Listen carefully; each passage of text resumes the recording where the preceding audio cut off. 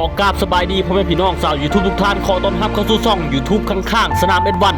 และนี่คือข้างๆสนามF1ที่จะมาว่าจาภาษาขาวเป็นภาษาลาวและวันนี้ทางข้างสนามF1ที่มาว่าเกี่ยวกับระหว่างทีมชาติลาวชุดใหญ่พบกับทีมชาติมาเลเซียชุดใหญ่ในศึกเจ้าอาเซียนในวันที่4เดือน12ปี2022นี้ซึ่งในเกมนั้นนี้ทีมชาติลาวแพ้ให้กับทีมชาติมาเลเซีย5-0โอ้โหมันเป็นไปได้จังไดและนี่ก็คือเป็นเกมที่2เป็นนัดที่2ที่ในศึกเจ้าอาเซียนเนาะที่ทีมชาติลาวแพ้ติดต่อกันนัดแรกลงสนามพบกับทีมชาติเวียดนามทีมชาติลาวกับพ่ายแพ้ยับเยินโดยสกอร์6-0และมาในนัดที่2ทีมชาติลาวกับแพ้ให้กับทีมชาติมาเลเซีย5-0เลยทีเดียวและในเกมนั้นนี่11ตัวจริงของทีมชาติลาวเกือบจะเป็น11ตัวจริงของเกมก่อนนั้นนี่ที่พบกับทีมชาติเวียดนามเนาะนำทัพมาด้วยผู้รักษาประตูแก้วอุดรสุวรรณสังสาเมื่อกี้นี้ต้องขอโทษด้วยนำทัพมาด้วยแก้วอุดรสุวรรณสังโซพุทธวงศ์สังวิไลอานันทซาซีพงพันธ์อนุสรณ์ใส่ปัญญามโนลมเพชรพักดีโจนี่แวนประเสริฐสุขอาภรณ์วงเชียงคำณลงสิทธิ์จันทรังสีเอกมัยลาดสจักรพิทักษ์กองมัธิราชเอสเวียงคำและนี่ก็คือ11ตัวจริงของทีมชาติลาวในเกมที่พบกับทีมชาติมาเลเซียขาดไปก็จะเป็นบิลลี่เกตแก้วพรหมพรโดยว่ากันว่าบิลลี่เกตแก้วพรหมพรนี้นะครับได้รับอาการบาดเจ็บกับเกมที่ลงแข่งขันกับทีมชาติเวียดนามในนัดแรกนั่นเองมันเลยเห็นให้ในนัดนี้บิลลี่เกตแก้วพรหมพรพลาดกับการเป็นตัวจริงและก็พลาดในการลงสนามให้กับทีมชาติลาวในนัดนี้แต่อย่างไรก็ตามเนาะบิลลี่เกตแก้วพรหมพรได้สร้างความประทับใจเอาไว้อีกเรื่องเล่านึงก่อนเกมที่จะไปลุยที่จะไปเตะกับมาเลเซียเนาะที่จะไปเตะกับมาเลเซียบิลลี่เกตแก้วพรหมพรว้าวสร้างแรงบันดาลใจให้กับทีมชาติลาวให้กั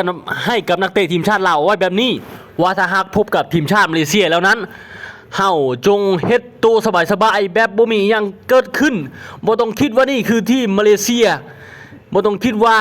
นี่คือทีมชาติมาเลเซียเขาสิแข่งแกร่งกว่าเฮาอย่างประมาณนี้บิลลี่เกตแก้วพรหมพรว่าอ้อยว่าเฮาจงเฮ็ดคือจังว่าเฮาลิ้นบ้านอยู่ตามทุ่งไร่ทุ่งนาอย่างประมาณนี้เตะสบายๆบ่ต้องมีความกดดันอีหยังประมาณนี้ที่บิลลี่เกตแก้วพรหมพรว้าวสร้างแรงบันดาลใจเอาไว้ก่อนที่จะไปเตะกับทีมชาติมาเลเซียเนาะและบิลลี่เกตแก้วพรหมพรยังได้ว่าเอาไว้อีกว่าเขาเกิดอยู่ที่ฝรั่งเศสเนาะพ่อแม่เขาอพยพจากประเทศลาวไปที่ฝรั่งเศสเขาเกิดที่ฝรั่งเศสและเขาว่าภาษาลาวบ่ได้แต่เขามักฮักในการเล่นฟุตบอลเขามักฮักต้องขอโทษนำที่ลงเว้าภาษาไทยเนาะเพราะว่าเจ้าของก็อยู่ที่ประเทศไทยเนาะบาบูมเองก็อยู่ในประเทศไทยตอนนี้ต้องขอโทษนำที่ลงเว้าภาษาไทยนำเพราะว่าตัวเองกับบิลลี่เกตแก้วพรหมพรได้เว้าไว้แบบนี้เพราะว่าตัวเองก็มักฮักในการลิ้นบ้านเนาะก็เลยเมื่อตอนที่บิลลี่เกตแก้วพรหมพรเตะอยู่ที่ฝรั่งเศสนั้นบิลลี่เกตแก้วพรหมพรก็อยากแสดงให้คนที่ฝรั่งเศสให้คนยุโรปนั้นได้ฮู้ว่านี่คือคนลาวค่อยเป็นคนลาวสัญชาติลาวอย่างประมาณนี้ค่อยมีความภาคภูมิใจที่ได้เป็นคนลาวบิลลี่เกตแก้วพรหมพรอยากแสดงให้คนทางยุโรปได้เห็นว่าเขาคือคนลาวเนาะและเขาเองก็มีความภาคภูมิใจที่ได้เกิดเป็นคนลาวและมีความภาคภูมิใจที่สุดที่ได้มาเป็นส่วนหนึ่งของทีมชาติลาวที่ได้มารับใช้ทีมชาติลาวบิลลี่เกตแก้วพรหมพรว้าวเอาไว้แบบนี้และคำหนึ่งที่เฮ็ดให้เฮานะครับฮู้ก็คือว่าบิลลี่เกตแก้วพรหมพรบอกว่าอยู่ทางฝั่งยุโรปแถวเมืองแถวแขวงฝั่งยุโรปเนาะเขาบ่ฮู้ประเทศลาวส่วนหลายเขาจะบ่ฮู้ว่าประเทศลาวแม่นประเทศใดประเทศลาวอยู่บ่อนใดคือฝั่งยุโรปเขาเจ้าจะบ่ฮู้เนาะแต่บิลลี่เกตแก้วพรหมพรก็บอกเอาไว้ว่านั่นแหละเขาอยากแสดงให้คนทางฝั่งนั้นเห็นว่านี่คนลาวนะค่อยเป็นคนลาวนะค่อยมีความสามารถค่อยอยากเฮ็ดให้เห็นว่าคนลาวก็อีกผู้นึงที่มีความสามารถในการเล่นฟุตบอลที่มีความสามารถในการเตะบอลอย่างประมาณนี้จังใดก็ต้องขอโทษนำและที่ได้ลงเว้าภาษาไทยนำเนาะเพราะว่าบูมเองก็ตอนนี้ก็อยู่ประเทศไทยแล้วก็อยู่ไทยมาหลายปีแล้วเราต้องขอโทษนำพี่น้องทุกท่านเนาะ ซึ่งในเกมนี้นะมีซูเปอร์สตาร์ที่นำทัพมาด้วยนะยืนโอ้เมื่อกี้นี่ต้องขอโทษนำพอดีเวลามันเบิดเนาะเวลาในการเฮ็ดคลิปเนาะเพราะว่าใครก็บ่ได้ยิงเวลาแบบกดคลิปไปนะคนเขาทำคลิปก็สิฮู้แต่ว่าเวลาในคลิปมันเบิดเนาะซึ่งในเกมนั้นนี้ซูเปอร์สตาร์ที่นำทัพก็คือสิเป็นหน้าเป็นตาก็คือสุกอภรณ์วงเชียงค่ำนั่นแหละเพราะว่าสุกอภรณ์วงเชียงค่ำในตอนนี้ก็ถือว่าได้ลงมาโลดแล่นอยู่ในประเทศไทยเนาะลงลิ้นให้กับลีกในประเทศไทยก็น่าสิเป็นกระบี่ FC มั้งอย่างประมาณนี้แหละก็คือสุกอภรณ์วงเชียงค่ำเนาะก็คือเขาก็ได้มาลิ้นอยู่ในลีกไทยหลายปีแล้วน่าสิเป็นครั้งที่2มั้งของสุกอภรณ์วงเชียงค่ำที่มาลงลิ้นในลีกของประเทศไทยก็ถือว่าสุกอภรณ์วงเชียงค่ำก็ถือว่าเป็นหน้าเป็นตาให้กับทีมชาติลาวถือว่าเป็นหน้าเป็นตาให้กับประเทศลาวไปแล้วเนาะสุกอภรณ์วงเชียงค่ำสำหรับฟรีตีนฟรีเท้าอย่างของสุกอภรณ์วงเชียงค่ำก็ถือว่าบ่ได้เป็นซองห้องภายในประเทศลาวก็ถือว่าเป็นนักเตะที่มีฟรีไม้ลายมือมีฟรีตีนที่โคตรดีอีกนักเตะคนนึงอยู่ในประเทศลาวเลยก็ว่าได้สำหรับสุกอภรณ์วงเชียงค่ำเนาะหลายๆคนคงจะหู้กันดีซื้อนี่สุกอภรณ์วงเชียงค่ำโด่งดังมาตั้งนานแล้วซึ่งในเกมนัดนี้เนาะก็คือที่ก้าวมาก้อนหน้านี่แล้วว่าทีมชาติลาวแพ้ยับยืนสกอร์บ่ได้ห่างกับนัดที่แล้วที่เจอกับทีมชาติเวียดนามเลยที่เจอกับทีมชาติเวียดนามตอนนั้นกะนัดที่แล้วกะ แพ้ยับเยินโดยสกอร์6-0และมาในนัดนี้ก็คือแพ้ยับเยินอีกแล้วก็คือ5-0คือเก้าพี่น้องเลยแพ้ให้กับทีมชาติมาเลเซียสถิติที่น่าสนใจสิว่าวันสถิติที่น่าสนใจก็อาจจะบ่แม่นเพราะว่าคนลาวคงบ่ให้ความสนใจที่มันเป็นสถิตินี้สถิติที่อยากเล่าให้ทุกท่านฟังก็คือว่าทีมชาติลาวสุดใหญ่นี่ทีมชาติลาวสุดใหญ่แพ้ให้กับทีมชาติมาเลเซียในบ้านเตะชิงแชมป์อาเซียนนับตั้งแต่ปี 2008 ทีมชาติลาวสุดใหญ่พบกับทีมชาติมาเลเซียแพ้ให้กับทีมชาติมาเลเซีย3-0ปี 2010 ทีมชาติลาวแพ้กับทีมชาติมาเลเซีย5-1และปี 2012 ทีมชาติลาวแพ้ให้กับทีมชาติมาเลเซีย4-1ปี 2020 ทีมชาติลาวแพ้ให้กับทีมชาติมาเลเซีย4-0และปี